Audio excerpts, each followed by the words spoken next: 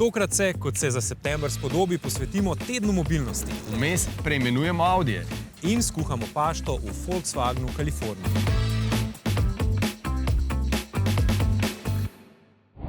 Pozdravljeni avtomobilnosti. Teden mobilnosti je ena najpomembnejših in hkrati tudi najbolj odmevna akcija Evropske komisije za spodbujanje oblik bolj trajnostne mobilnosti. No, in mi smo z ekipo v tednu mobilnosti se pridružili akciji Zavarovalnice Triglav Križišče mikromobilnosti, kjer sistemsko opozarjajo na to, da so sicer mesta in ulice načeloma kar podobne, kot so bile še nekaj časa nazaj, ampak da so pa naši načini premikanja oziroma mikromobilnosti postali veliko bolj hitri in intenzivni. In tudi hitrost naše vožnje in intenzivnost se je povečala. In tako pridemo do bistva. Če smo za 90% prometnih nesreč krivi ljudje sami, potem je najbolje vlagati v nas. In tu pridemo do posebnosti križišča mikromobilnosti, ki ni zgolj preventivna akcija, ampak je hkrati tudi poligon za preizkušanje novih idej in metod, kako čim bolj učinkovito spremeniti naše vedenje.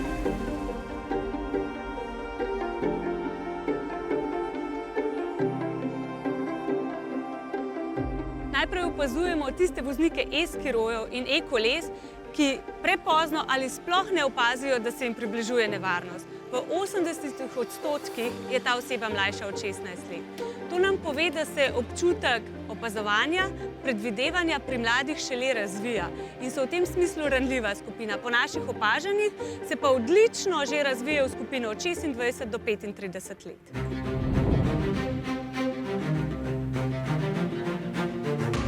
Potem je tu pogled skozi sodobno tehnologijo. V Sloveniji imamo prvi simulator e-skiroja v tem delu Evrope, ki ne samo, da omogoča izkušnjo, ampak podatke tudi zbira, anonimizira in analizira na podlagi demografskih značilnosti. Tako vemo, da 70% vseh voznikov, tudi ko nevarnost opazijo, neustrezno reagirajo. Se pravi, ne zavirajo dovolj, ne zavirajo na pravilen način. To nam pokaže, da ni dovolj, da nesrečo samo opazimo oziroma nevarnost, ampak tudi reagiramo na pravi način. Pri tem pa mladi so v prednosti. Na simulatorju, ko pričakujejo, da se bo nekaj zgodilo, jim njihove fizične lastnosti omogočajo, da odreagirajo izjemno hitro in izjemno močno. Več kot sobivamo, več kot vozimo skupaj, bolje nam gre. Ko v križišču mikromobilnosti opazujemo dinamiko skupine, vidimo, da je s časom vedno manj tistih udeležencev, ki delajo samo v lastno korist, ki razmišljajo samo o tem, kako bojo najhitreje prišli od točke A do B, ampak gledajo tudi na druge. In še en namig, najhitreje pa to lekcijo osvojijo prav otroci.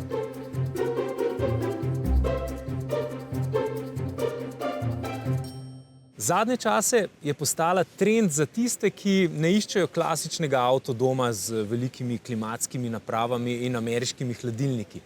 No, se veste, kako pravi Andrejev najljubši komad. V meni je Kalifornija, v noči s tabo vedno zaživi. Poglejmo, kako je zaživel v njej Luka.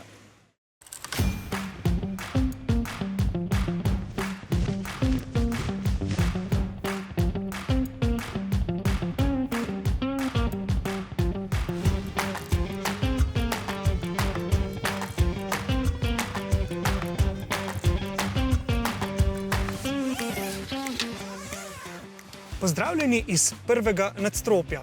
Prebudil sem se v čudovito, tiho in mirno jutro, obdan z zelenjem in šumenjem reke Soče, ki se nahaja le nekaj metrov stran.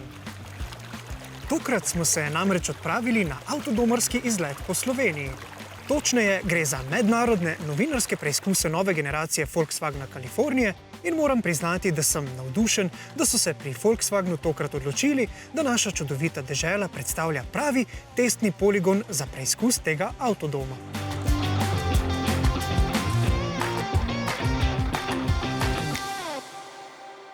Kalifornija nas po zaslugi svojih kompaktnih mer prav nič ne omejuje. No in ravno to je prvi pogoj, da si lahko privoščimo pravi užitkarski dan. Torej dan za tiste, ki se raje vozimo naokoli, kot pa da bi mirno poležavali v kampu. Za takšne, prav takšen avtodom predstavlja pravo svobodo in neodvisnost na počitnicah.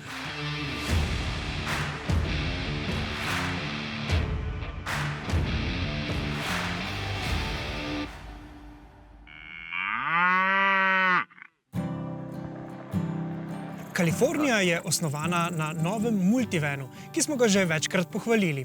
Torej, to pomeni, da gre za kombi, ki temelji na platformi za osebna vozila. In to prinaša zelo prepričljive vozne lastnosti, pa tudi udobje. Sam pri vožnji na cestah Banške planote, ki so zelo zavite, pa tudi dinamične, nikakor nisem imel občutka, da vozim velik in neroden avtodom. Pravzaprav je občutek za volanom precej avtomobilski, pa tudi sedi se morda nekoliko nižje kot pri večini večjih kombijev. Za nameček pa je, glede na seveda nekoliko bolj zajetno maso, dovolj zmogljiv tudi turbodizelski motor, kar je še posebej očitno, ko pridemo do kakšnega bolj strmega klanca. No, lahko bi celo rekel, da se da za volanom Kalifornije po vozniško zelo dobro uživati. Zato pa se zdaj zapodimo na eno najbolj slikovitih cest v Sloveniji, na Predmejo.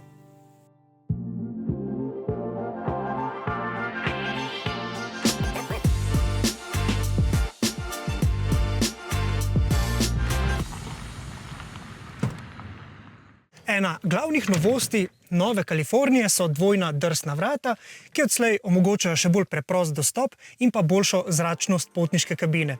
No, kuhinja je tako dostopna z obeh strani, na ta način pa naravo še bolj učinkovito prenesemo v naš bivalni prostor. California Ocean je opremljena z manjšim lijakom, kuhalnikom, predalom za shranjevanje posode in pribora ter hladilnikom. Torej vso najnujnejšo opremo, da si lahko obrok pripravimo kar na poti.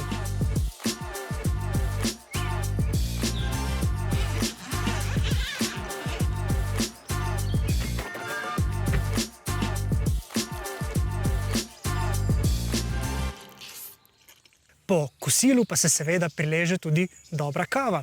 Ampak zakaj bi jo spili na istem mestu? Avtodom nam omogoča, da se zapeljemo še tukaj čez, na Kras.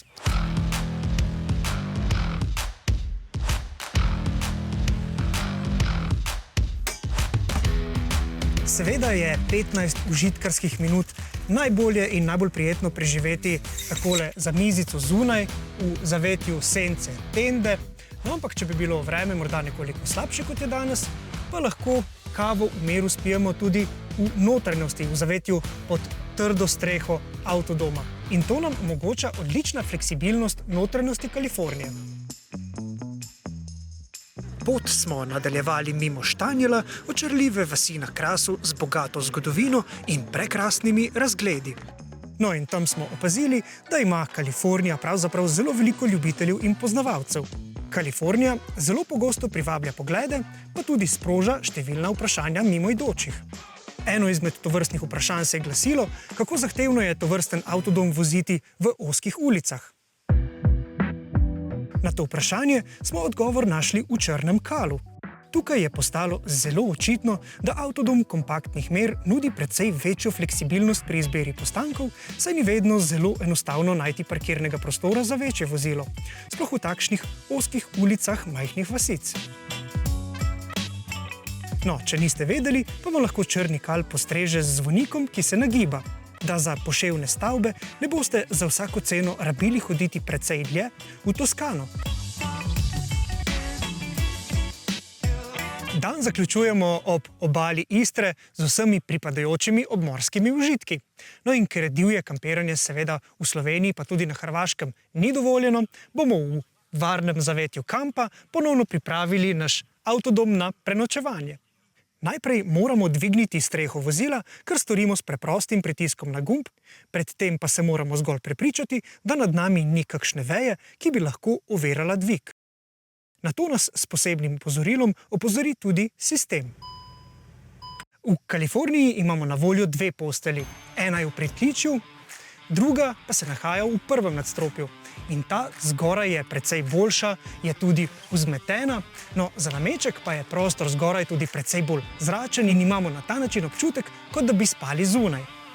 V notranjosti imamo seveda za shranjevanje najrazličnejših potrebščin na voljo tudi nekaj shranjevalnih mest. Največ jih je tukaj v zadnjem delu vozila. Ko vklopimo način za kampiranje, ki na primer pomeni, da avto ob odklepanju in zaklepanju ne bo vklapljal luči, pa pa lahko glavne parametre in nivoje spremljamo tukaj na osrednjem zaslonu ali pa na manjšem zaslonu zadaj. Nič, čas je, da ugasnemo luči. In to naredimo zelo preprosto na katerikoli svetilki ali gumbu znotraj vozila z 2 hitrima pritiskoma. Če ima Audi sodo številko v svoji oznaki, potem zdaj ponovno vemo, da gre za električnega Audija e-tron. Vsi Audiji, ki pa imajo liho oznako, so ponovno TFSI ali pa TDI, se pravi elektrificirani Audiji. In zdaj, če pogledamo tale Audi, po tej analogiji že vemo, da gre za A5, ne pa za A4.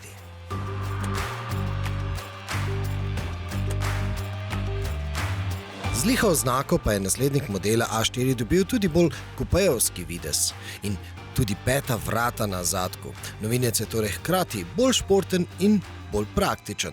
Imamo torej zmagovito kombinacijo. No, spoznali pa smo tudi za številko večjega novinca Audija A6 in zdaj že vemo, da govorimo o električnem modelu. Tudi pri A6 so limuzino nadomestili s 5-vratnim kupejevskim sportbackom z izvrstnim aerodinamičnim koeficientom 0,21, zaradi česar ta atraktivnež dosega kar 750 km električnega dosega. Pa vendar je v primeru A6 še bolj fascinirala karavanska verzija. This car also brings us back to the Audi 100 Avant. Where can we see this? It's just like to imagine the Audi was very iconic in its Avant, in its station wagon design at that time. It got a very fast ankle in the rear, very fast. It's not like this, it's like really fast. I'm speaking about the pillar as well, which is very dynamic, very far forward shooting. And these two elements also with a separate element on top is kind of a new iconic formal language element of the A6 e-tron Avant. But some brands would say this is a shooting brake. Could be, yes, shooting brake as well, which is very dynamically, this is actually a good example, push down and very dynamic rear ankle. So that's kind of this direction, yeah. The former C2 Audi 100 was already kind of a, let's say, former shooting brake, for instance, yeah. Spoznali smo tudi novega SUV-ja Q5. Ta je postal še bolj izrazito SUV-ovski, bolj dvignen. V vseh modelih pa imamo zdaj novo ureditev kabine z visoko nameščenim in čez celotno širino razpotegnenim zaslonom na dotik, katerega tehnicizem so oblikovalci ublažili z izdatno mero mehke tkanine. Vsi omenjeni novi Audiji pa imajo tudi en trikotnik na zadku.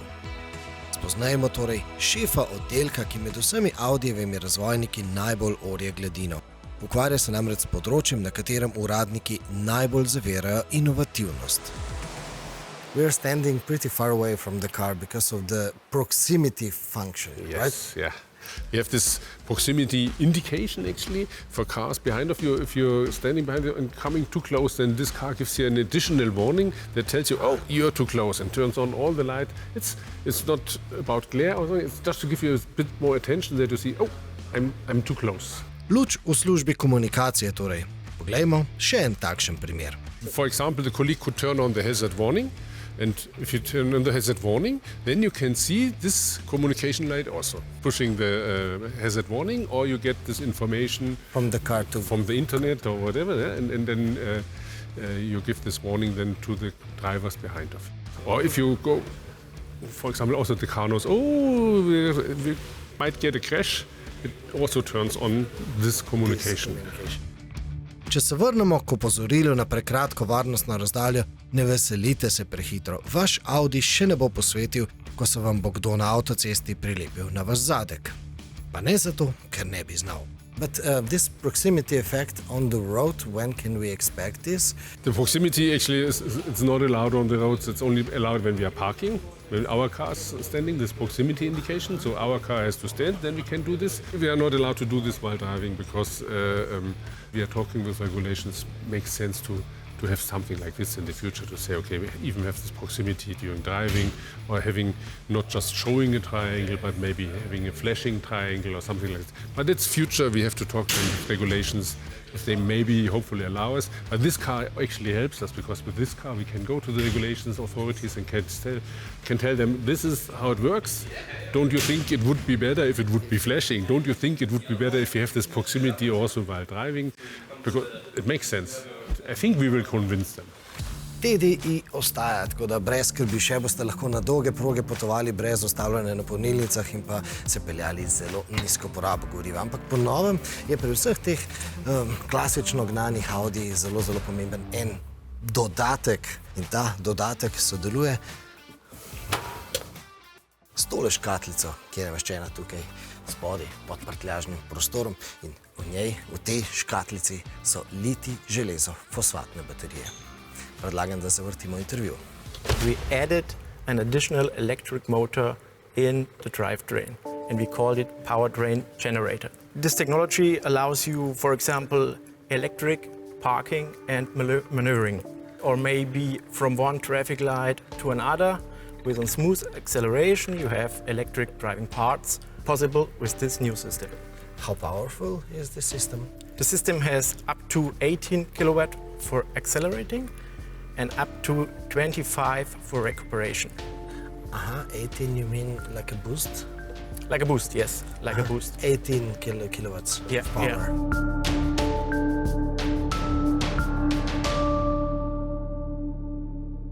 Pred nami pa je tudi nova sezona najbolj avtomobilnostnega kviza v Sloveniji.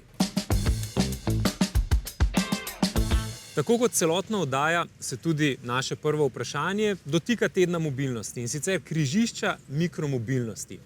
Vprašali smo mlade voznike e-skirojev in e-koles, kaj jih pri vožnji najbolj skrbi. Ponujamo pa vam 3 odgovore. A, da so prehitri, B, da bodo koga poškodovali ali C, da bodo sebe poškodovali. No, vaše odgovore nam najlažje pošljete tako, da skenirate QR kodo ali nas obiščete na podstrani avtomobilnost na rtvslo.si. Odgovor na vprašanje in novo vprašanje pa seveda dobite naslednji teden.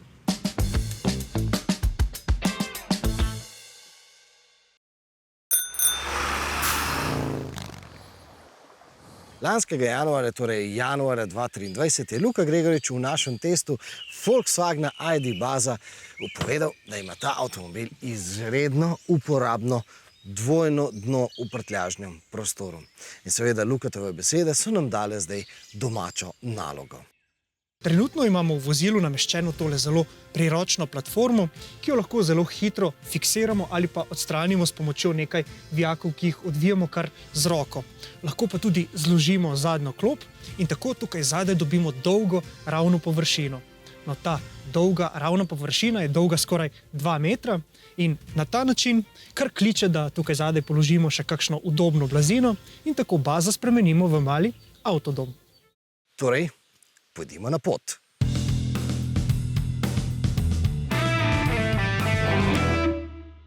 Čeprav ima ta ID Buzz 5 sedežev, je seveda potovalno namenjen samo za 2 vandrovca, ne pa za celotno družino. Ampak kakorkoli.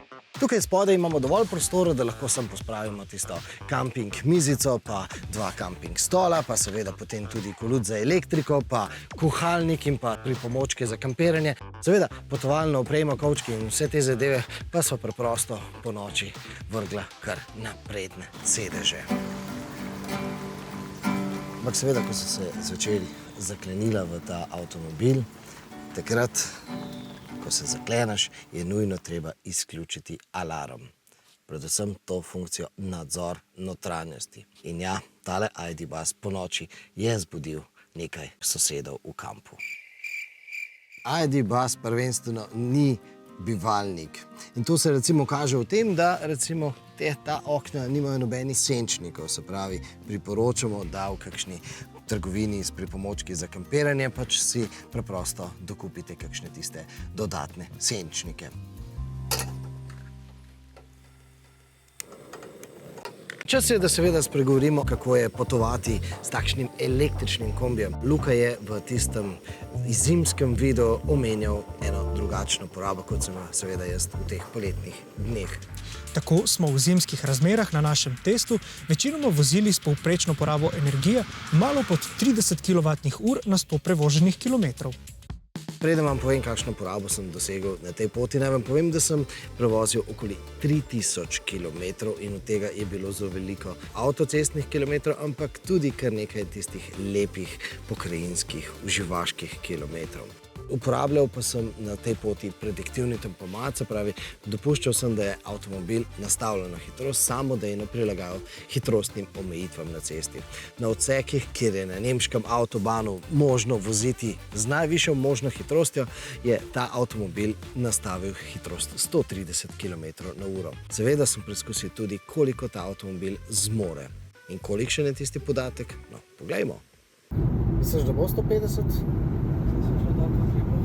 Se pravi, 145 je deklarirana hitrost. Da daš malo, ne bo 150. Ne, dosti, no. In seveda niso vozile ves čas s prediktivnim tempomatom, zato ker bistveno bolj praktično je voziti z nižjo hitrostjo. A 130 km/h pomeni tam porabo okoli 22-23 kWh. Seveda, če bi vozil še hitreje, bi šlo pa res na tistih zimskih 25. Zato 110 km/h je bistveno bolj praktična hitrost, zato ker je potem poraba bistveno manjša. Na regionalnih, na umirjenih odsekih so dosegala okoli 18,5-19 kWh na 100 km, ampak skupna poraba na celotni poti je bila 20,9 kWh na 100 km.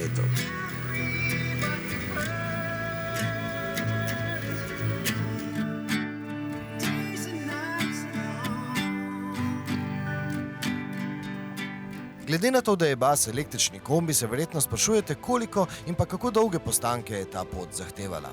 No, o tem govorimo v daljšem prispevku, ki vam ga ponudimo na MMC-ju. Tam vam ponudimo tudi celoten obračun stroškov. Naj pa vam že zdaj namignem, da so bili ti polnilni postanki daljši, kot bi jih recimo zahteval ID Buzz. Predvsem zaradi naših lastnih preferenc.